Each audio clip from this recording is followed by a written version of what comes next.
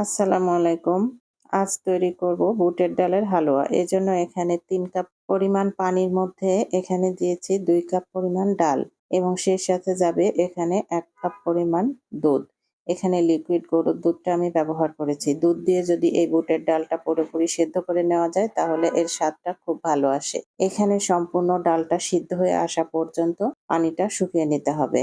দেখুন সম্পূর্ণরূপে ডালটা সিদ্ধ হয়ে আসলে তারপরে ডালটা আমি একটি ব্লেন্ডার জাগে ব্লেন্ড করে নিয়েছি। আপনারা এটা পাটাতে পিষেও নিতে পারেন, যার যেটা সুবিধা হয়। এবার চলে যাব পরবর্তী স্টেপে। এখানে আমি একটি পাতিলে দিয়েছি ঘি। সম্পূর্ণ বুটের ডালের হালুয়াটা আমি ঘিতে তৈরি করব। এভাবে যদি সম্পূর্ণ বুটের ডালের হালুয়াটা ঘিতে তৈরি করা যায় তাহলে এর স্বাদটা খুবই ভালো আসে। এখানে কোনো রকম তেল আমি ব্যবহার করিনি, সম্পূর্ণটাই ঘিয়ে তৈরি করব। সম্পূর্ণ ঘির মধ্যে আমি এখানে দিয়েছি কিছু গরম মসলা। গরম মসলার মধ্যে এখানে তেজপাতার পরিমাণটা একটু বেশি দিলে এর ফ্লেভারটা খুবই ভালো লাগে। এবার সম্পূর্ণ ঘিয়ের মধ্যে আমি মসলা সহ বুটের ডালটা খুব ভালোভাবে মিশিয়ে নেব, যাতে সম্পূর্ণ ঘিয়ের মধ্যে ডালটা সম্পূর্ণরূপে মিশে যায়। এরপর এখানে অ্যাড করব চিনি। এখানে ২ কাপ পরিমাণ ডালের জন্য আমি ৩ কাপ পরিমাণ চিনি ব্যবহার করেছি।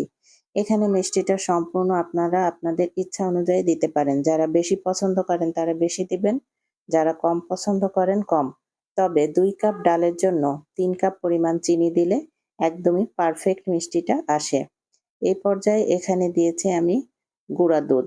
যখন চিনিটা সম্পূর্ণরূপে গলে একটু ঘন হয়ে আসবে সেই পর্যায়ে এখানে দিতে হবে গুঁড়া দুধ।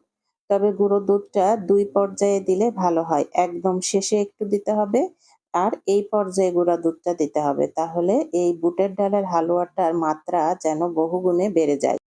তৈরি হয়ে গেল আমার অসম্ভব মজাদার টেস্টি বুটের ডালের হালুয়া।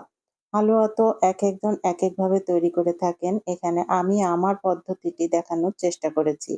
সম্পূর্ণরূপে যখন ঠান্ডা হয়ে আসবে এটি একটু গরম গরম থাকতেই সম্পূর্ণটা বিছিয়ে নিতে হবে এবং একটি হালকা গরম থাকতেই হালুয়াটা কেটে নিতে হবে। বেশি শক্ত হয়ে গেলে এটা কাটা যাবে না, তখন ভেঙে যাবে। আমি খুব সুন্দরভাবে হালকা গরম অবস্থায় হালুয়াটা কেটে নিয়েছি। এটা আপনারা আপনাদের ইচ্ছা মতো সাইজে কেটে নিতে পারেন। এটা অনেকে অনেকভাবেই সাজিয়ে পরিবেশন করেন। অনেকে এখানে অনেক রকম ড্রাই ফ্রুট দিয়ে পছন্দ করেন এটা সাজাতে। কিন্তু আমি এখানে কোনোরকম কোনো ড্রাই ফ্রুট ছাড়া আমার ভালো লাগে তবক দিয়ে সাজাতে। এখানে আমি সোনালী কালারের কিছু তবক নিয়েছি। তবকটা আপনারা আপনাদের ইচ্ছা অনুযায়ী ব্যবহার করতে পারেন। আমার ভালো লাগে এই তবক দিয়ে বুটের ডালের বরফিটা সাজাতে এবং এটা খেতেও কিন্তু খুবই অপূর্ব লাগে। আশা করি আজকের রেসিপি আপনাদের ভালো লেগেছে। ভালো লাগলে লাইক, কমেন্ট, শেয়ার দিয়ে পাশে থাকবেন। আল্লাহ হাফেজ।